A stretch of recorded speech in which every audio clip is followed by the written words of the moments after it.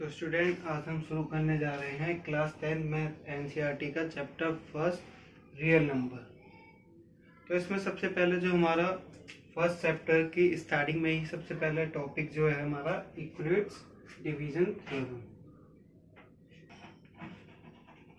और लैम्ना, बुक में लैम्ना लिखा हुआ है, और एल्गोरिथम।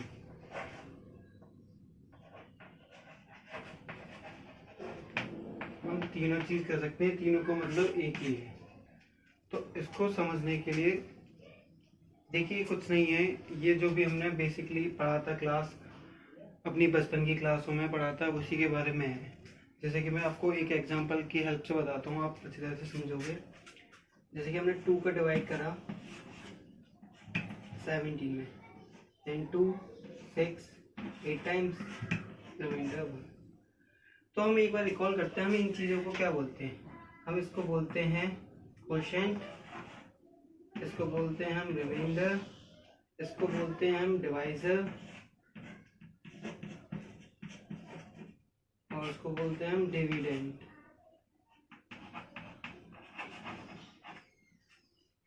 तो आपको एक चीज आप देखिएगा, यहाँ से जो हमारा ये 17 है, ये 17 हमारा किसके इक्वल है? ये हमारा 2 इंटू 8 प्लस 1, 2 8 16 प्लस 1 इसके इक्वल है ना। तो इससे क्या प्रूव होता है कि जो हमारा 17 है हमारा क्या है? डिवाइडेंड। और 2 क्या है हमारे यहाँ पर? डिवीजर। इंटू 8 क्या है हमारा? 8 क्वोशिएंट प्लस रिमाइंडर। यही हमारी इक्वलेट्स डिवीजन थ्योरम है, जो कि ये बताती है कि जो हमारा डिवाइडेंट है वो डिवीजर और क्वोशिएंट के मल्टीप्लाई प्लस रिमाइंडर के होता है। तो बुक में अलग अलग डेफिनेशन दे रखी है, तमाम चीज़ दे रखी है, हमें जरूरी नहीं है वो समझने की। हम इसी को समझते हैं और उसके हेल्प से हम देखते हैं कि हम किस तरीके से इसके बेस पे एलसीएम निकाल सकते हैं, एलसीएम एचसीएफ, जो कि इस एक्सरसाइज में है। इसके फर्स्ट एक्सरसाइज में मेनली यही निकालने के लिए कहा जा रहा है। तो हम देखते हैं, तब तक इसको आप नोट करिए।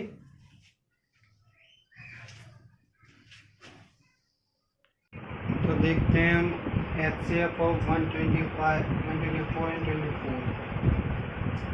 तो सबसे पहले हम थोड़ा सा रिकॉल कर लेते हैं कि एचसीएफ क्या होता है, जो कि हमने बचपन में सीख चुके हैं। एचसीएफ क्या होते हैं? एचसीएफ जो होता है हाईएस्ट कॉमन फैक्टर।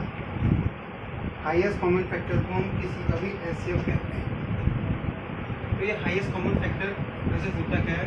अगर जैसे कि हम 124 के फैक्टर करें, फैक्टर क्या? Prime factor. प्राइम फैक्टर करना हम देखते हैं 124 डिवाइडेड 2 से 2 6 2 2 2 से 31। तो हम इसको लिख सकते हैं 124 को 2 इंटू 31 एंड 24 को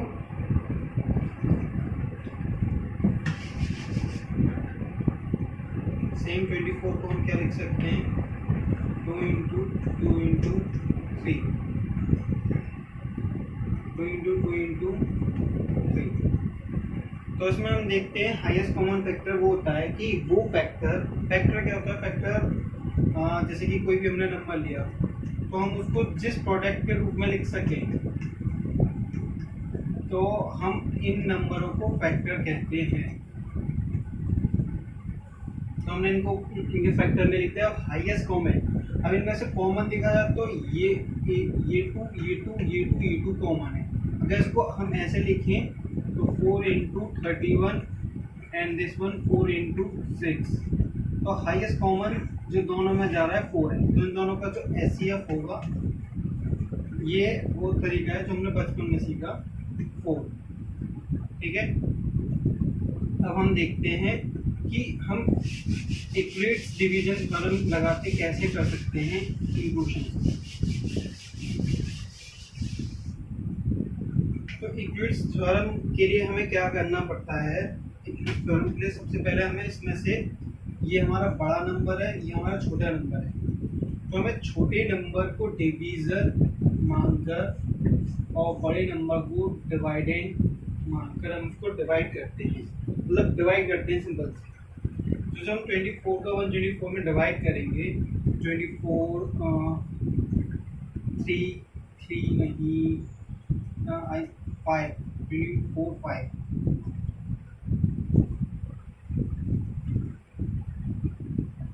तो ये 5 टाइम्स गया 120 इंटू 4। तो इससे हम इसको कैसे लिख सकते हैं? ग्रिड्स थ्योरम में हमने जो देखा था, क्या देखा था हमने? ग्रिड्स थ्योरम में देखा था dividend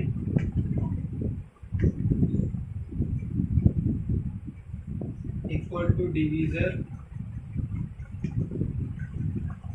into quotient plus reminder.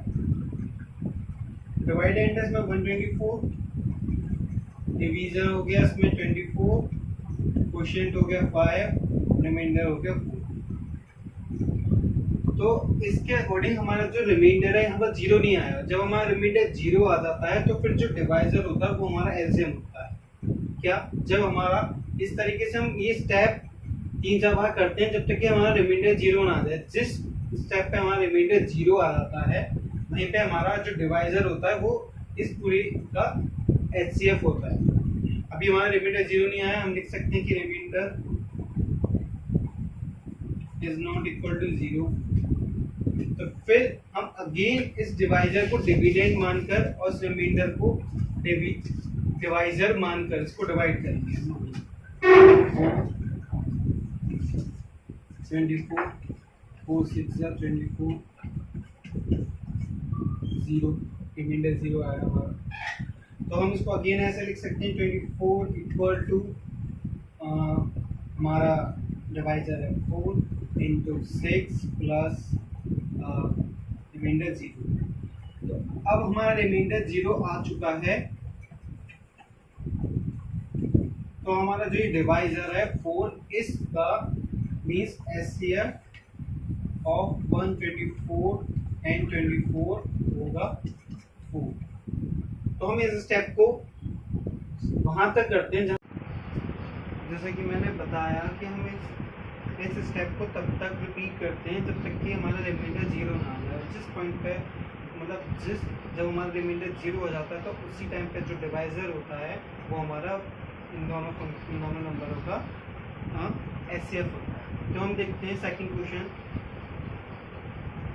के लिए देखिए 125 एंड 225। इसमें बड़ा नंबर हमारा ये वाला है ग्रेटर और छोटा ये वाला है।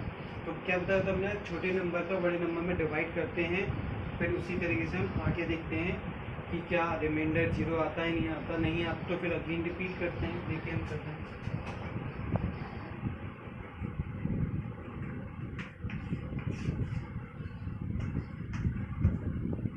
this will be 1 time then 135 then 0 and 90। ठीक है, तो हम इसको किस तरीके से लिखेंगे? इसको हम इस तरीके से लिख सकते हैं 135 इज इक्वल टू रिमाइंडर है 90, हमारा डिवाइडेड है 225 इंटू 1 प्लस 90। अगेन मैंने कहा इस स्टेप को अगेन रिपीट करेंगे। जो हमारा रिमाइंडर आया उसको उसका डिवाइड करेंगे डिवाइजर में 90। Sorry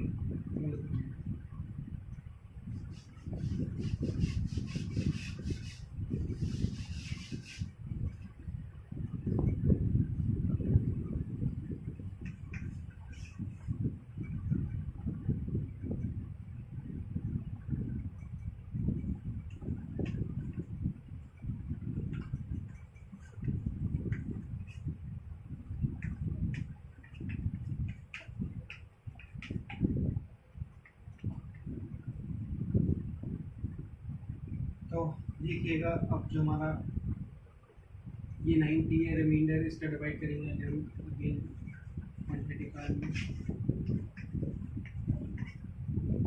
this will be 1 time again हम इसको लिख सकते हैं 135 इक्वल टू 90 × 1 प्लस 45। अगेन हमारा रिमाइंडर 0 नहीं आया, रिमाइंडर हमारा 0 नहीं है, तो हम इसको दोबारा से डिवाइड करेंगे। हमने 45 का डिवाइड करा, 45 का डिवाइड करा हमने 90 में, दिस विल बी 2 टाइम्स 90 0, हम इसको लिख सकते हैं 90 × 45 × 1 प्लस 2। तो अब देखा हमने यहाँ पर रिमाइंडर हमारा 0 आ चुका है, तो रिमाइंडर 0 आ गया, तो हमारा जो ये डिवाइजर है ना, this will be the LCM of HCF of 135 and 225। तो ये था हमारा इक्विवेलेंस डिवीजन लेमडा की हेल्प से किस तरीके से हम किसी भी क्वेश्चन का एचसीएफ निकाल सकते हैं। इसके लिए हम ये कर सकते हैं, हम यहाँ पर एक और बात गौर कर सकते हैं, हम इसको ऐसे लिखेंगे ना, HCF of 135 and 225 equal to how much 45। आपको एक बात और मैं यहाँ पर गौर कराना चाहता हूँ, देखिए अगर मैं ये वाला स्टेप करता ही, ये वाला स्टेप होता ही, हमारा क्वेश्चन होता कि हमें एचसीएफ निकालना है 90 135 एंड 90 का, इसका 135 और 90 का। तो फिर मैं अगेन, अगर ये होता ही नहीं तो फिर मैं अगेन 90 का डिवाइड 135 में करता, फिर मैं 1 करता, अगेन जाके जो लास्ट स्टेप आता 90 के डिवाइड किया तो 45 आता, 90 = 45 प्लस इंटू 1 प्लस 0, फिर उस 90 और 135 का भी एलसीएम हमारा 45 होता नहीं होता। तो अगर फिर मैं ये भी नहीं करता तो अभी हमारा 45 का, अगर मैं कहता कि 45 और 90 का एलसीएम निकालो, तो जब मैं 45 का डिवाइड करता 90 में तो रिमाइंडर 0 आता, तब भी 45 और 90 का भी एचसीएफ हमारा कितना आता 45। तो यहाँ से एक बात क्लियर होती है कि एचसीएफ ऑफ 135 और 225 और equal to HCF of 90 135 and 90 is equal to HCF of 90 and 45। तीनों क्या होंगे 45 से। तो हम इसको इस तरीके से देख सकते हैं कि हम जितने भी स्टेप करते हैं, अगेन लास्ट में जो जाके जो निकलता है तो 135 225 का 135 90 का 90 का एंड 45 तीनों का एलसीएम सेम ही होता है 45। इस पर बेस्ड 3-4 और क्वेश्चन हैं, एग्जांपल भी हैं, देखेंगे उनको किस तरीके से कर सकते हैं। तब तक के लिए आप इसको नोट करिए।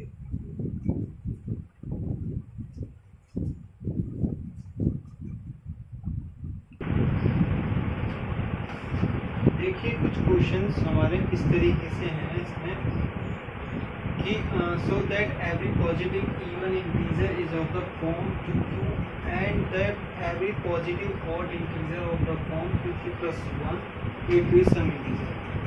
तो सबसे पहले हम इस क्वेश्चन को समझने की कोशिश करते हैं, क्या प्रूव करवा रहा है, कहना क्या चाह रहा है। तो ये कहना चाह रहा है क्वेश्चन कि जो हमारे इवन एवरी पॉजिटिव इंटीजर, पहले इंटीजर समझते हैं। इंटीजर बोलते हैं जो इसमें डेसिमल नहीं होते हमारे, ठीक है। इंटीजर हमारे नेगेटिव भी होते हैं, पॉजिटिव होते हैं। जो पॉजिटिव की बात कर रहा है मीन्स 1 2 3 4 ठीक। तो उसमें ये कह रहा है कि हमें ये प्रूव करना है कि पॉजिटिव इवन अब पॉजिटिव इवन में होके वाले 2 4 6 ठीक है, तो वो होने चाहिए हमारे positive even number, even integer 2q की फॉर्म में, और पॉजिटिव ऑड इंटीजर होने चाहिए हमारे 2q + 1 की फॉर्म में।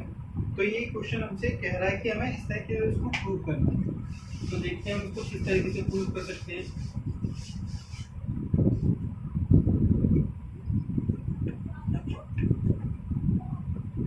तो इसके लिए देखिए हम सबसे पहले इसके लिए हम देखेंगे जैसे कि हमारे 2q एंड 2q + 1 है, हमने लिया positive integers, positive even integers लेता हूँ, इवन इंटीजर्स जो कि मेरा होगा 2 4 6 8 और भी बहुत सारे, ठीक है। तो इसमें देखो जैसे कि मैं करता हूँ 2 का डिवाइड 2 में करता हूँ, 2 1 से 2, 0 से 0। 2 का डिवाइड मैं 4 में करता हूँ, 2 2 जा 4, रिमाइंडर 0। 2 का डिवाइड 6 में, 2 3 जा 6, रिमाइंडर 0। ऐसे 2 का डिवाइड 8 में। तो यहाँ से देखो एक चीज निकल के आ रही है, हम जैसे कि हमने इक्विडिट डिवीजन थ्योरम में देखा था कि हम देखते हैं dividend equal to divisor into quotient plus remainder लिखते हैं। तो हम सेम इनको इन सभी को लिखने की कोशिश करते हैं। तो हमारा डिवाइडेंट है हमारे यहाँ पर 2, तो हमने 2 को लिखा डिवीजर 2 इंटू 1 प्लस 0। इसको लिखते हैं सेकेंड वालों को 4 2 into 2 plus 0, 6 2 into 3 plus 0 and 8 2 into 4 plus 0। तो देखो यहाँ से कंक्लूजन क्या निकलता है, यहाँ से हमारी सारे पॉजिटिव इंटीजर्स हैं। तो हम क्या कह सकते हैं कि हम पॉजिटिव इवन इंटीजर्स को हम किस तरीके से लिख सकते हैं। हमारे पॉजिटिव इवन इंटीजर्स है ना, अगर मैं इनको 1 2 3 4 है, ये कोई भी इंटीजर है, मैं इसको क्यू लेट करूँ तो मैं इसको 2q लिखूंगा, 2q plus 0 2q plus 0 and again 2q plus 0 2q plus 0। तो मैं इसको 2q प्लस 0 लिख सकता हूँ इक्वल टू 2q लिख सकता हूँ, जो कि हमें बस यही प्रूव करना था कि हमें क्या प्रूव करना है कि हमें इवन इंटीजर्स को किसकी फॉर्म में दिखाना है, 2q की।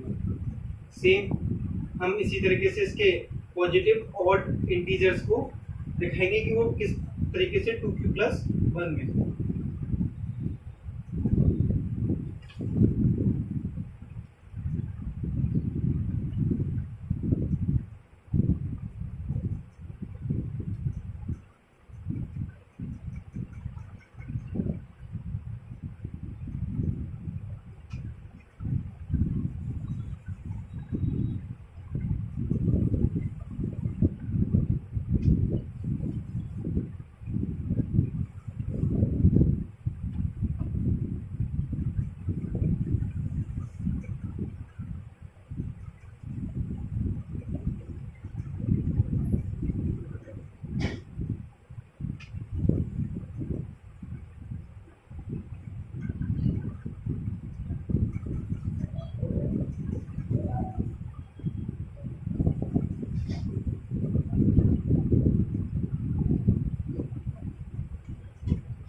तो देखिए पॉजिटिव, अब हमें क्या लिखना है, पॉजिटिव ऑड इंटीजर्स को हमें देखना है।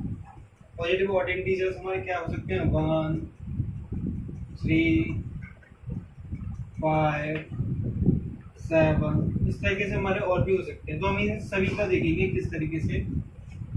तो हमारा 2 सबसे पहले 2 का 1 में डिवाइड करते हैं, 0 टाइम्स जाएगा 0, रिमाइंडर बचा 1। 2 का हम 3 में डिवाइड करते हैं, 1 टाइम्स 2, रिमाइंडर 1। 2 का 5 में 2 टाइम्स 4, रिमाइंडर 1 एंड अगेन 2 का 7 में 6 3 टाइम्स 6, रिमाइंडर 1। तो हम यहाँ पर क्या चीज देख सकते हैं, हम इसको अगेन से वैसे लिखेंगे, dividend equal to divisor multiply quotient plus remainder. तो फर्स्ट जब हम लिखेंगे, फर्स्ट है हमारा यहाँ पर 1,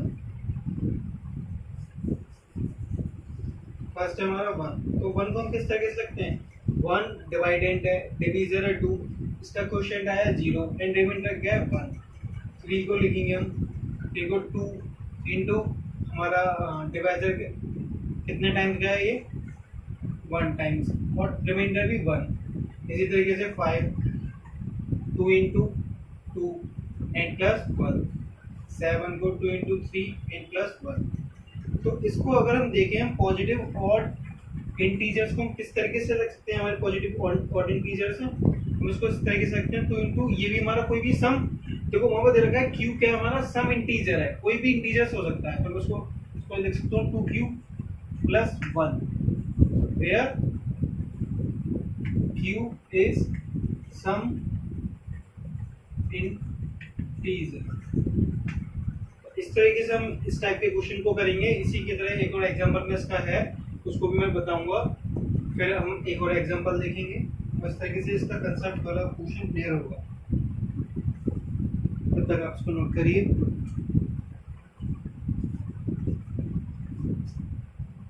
तो बढ़ते हैं अगले क्वेश्चन की तरफ। इस क्वेश्चन में क्या क्या रखा है, so that any positive odd integer is of the form of 4q plus 1 और 4q plus 3 where q is some integers। ये भी सेम बिल्कुल हमारे पहले वाले क्वेश्चन की तरह है। इसमें हम देख सकते हैं 4 से हम समझ रहे हैं यहाँ पर क्लियरली कि 4 हमारा डिवीजर होगा। तो पहले हम उससे पहले समझते हैं पॉजिटिव ऑड इंटीजर्स की बात कर रहा है। तो हमारे पॉजिटिव ऑड इंटीजर्स हम जो ले हैं इस तरीके से ले सकते हैं,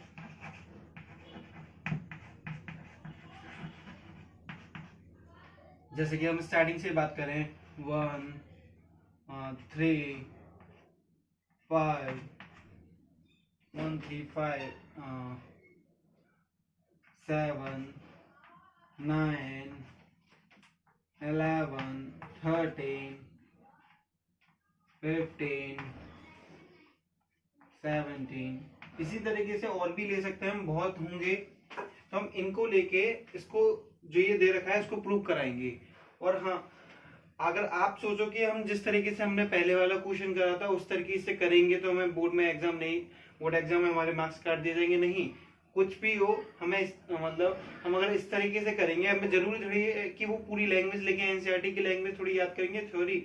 हम जो कर रहे हैं हमारा जो तरीका है बिल्कुल ठीक है, हम शो कर रहे हैं अपनी बात को एक्सप्रेस कर रहे हैं कि किस तरीके से हो, तो ये बिल्कुल ठीक है। तो हम देखते हैं इसको किस तरीके से करेंगे। जैसे कि हमने 1 का, यहाँ से हम देख रहे हैं कि 4 है, तो इसका मतलब हम आइडिया लग सकता है कि हम 4 का डिवाइड करेंगे। तो हम 4 का डिवाइड करेंगे 1 में, 0 टाइम्स 4 0 रिमाइंडर 1। अब हम अगेन 4 का डिवाइड करेंगे 3 में, 0 times this is also 0 and remainder 3। 4 का करा हमने 5 में, 0 this is 1 time 4 remainder 1। Again 4 का 7 में, 1 टाइम्स 4 3। 4 का हमने करा अगेन 9 में, 2 टाइम्स 4 8 1। 4 का करा हमने 11 में, 2 टाइम्स 8 रिमाइंडर 3। 4 का करा हमने 15 में, 3 is 12 अगेन 3। हमारा बीच में 11 13 का रह गया, 13 का करेंगे रिमाइंडर 1 बचेगा, कोई बात नहीं। हमें जो मेन चीज देखनी है, आप कर लीजिएगा 13 का, उसमें ऐसा कोई नहीं है। जो हमें मेन चीज देखनी है हम इसमें ये देखेंगे कि जैसे कि हमारा 1 है, अब हम 1 को किस तरीके से लिख सकते हैं, 4 इंटू जो हमारा मेन चीज होता है वो क्या होता है, हमारा main divide and equates division theorem से equal to divisor into quotient plus remainder. तो इसी को फॉलो करेंगे हम। 1 जो है हमारा 4 इंटू 0 प्लस 1 रिमाइंडर दे रहा है। हम इसको लिखेंगे 3 को, तो 3 हमें दे रहा है 4 इंटू 0 प्लस 3 रिमाइंडर। 5 को लिखें 4 इंटू 1 प्लस 1 रिमाइंडर। 7 को लिखें तो 4 इंटू 1 प्लस 3 रिमाइंडर। तो आप देख रहे हो हमें एक पैटर्न मिल रहा है जो कि वो कहना चाह रहा है। अगेन हम 9 का देखें, 4 इंटू 2 प्लस 1 रिमाइंडर। 11 का 4 इंटू 2 प्लस 3 रिमाइंडर। 11 9 13 का 4 इंटू 3 प्लस 1 रिमाइंडर, 15 का 4 इंटू 3 देखिए प्लस 3 रिमाइंडर। तो यहाँ से और हम आगे करेंगे तो इसी तरीके से होगा। तो यहाँ से जो कंक्लूजन निकल रहा है हमारा, जो रिजल्ट निकल रहा है वो क्या हो रहा है कि हम किसी भी ऑड, ये ऑड नंबर से ऑड इंटीजर्स है हमारे, पॉजिटिव ऑड इंटीजर्स, तो हम उसको या तो हम इस तरीके से अगर हम उसको लिखें, किसी भी पॉजिटिव ऑड नंबर को हम ऑड नंबर इंटीजर को हम ऑड इंटीजर्स को कैसे लिख सकते हैं, ये 4 का देख रहे हो और ये 1 2 3 कोई भी एनी इंटीजर नंबर है एंड इसका रिमाइंडर में 1, तो 4 क्यू प्लस 1 और हमारा यहाँ से जा रहा है 4 0 1 2 3 any integer, this is Q क्योंकि क्यू यहाँ में सम इंटीजर दे रखा है एंड रिमाइंडर में क्या बच रहा है 3 और 4 क्यू प्लस 3। तो इस तरीके से हम करके इसको शो करके दिखा सकते हैं और इस तरीके से लिख सकते हैं। हम क्वेश्चन को इसी तरीके से करेंगे और अब हम बढ़ेंगे इसकी एक्सरसाइज की साइड। इसके एक्सरसाइज में भी कुछ क्वेश्चंस हैं। कंसेप्ट यहाँ तक क्लियर होता है हमारा कि किस तरीके से हमें करना है, क्या है कंसेप्ट में, ज्यादा कोई बड़ी बात नहीं है। यूक्लिड डिवीजन थ्योरम के बारे में कही गई है और आप इसके एक्सरसाइज के लिए मेरी नेक्स्ट वीडियो देखिएगा। एंड जाने से पहले मेरे चैनल को सब्सक्राइब कीजिएगा, शेयर कीजिएगा, press the hit button and thank you for watching.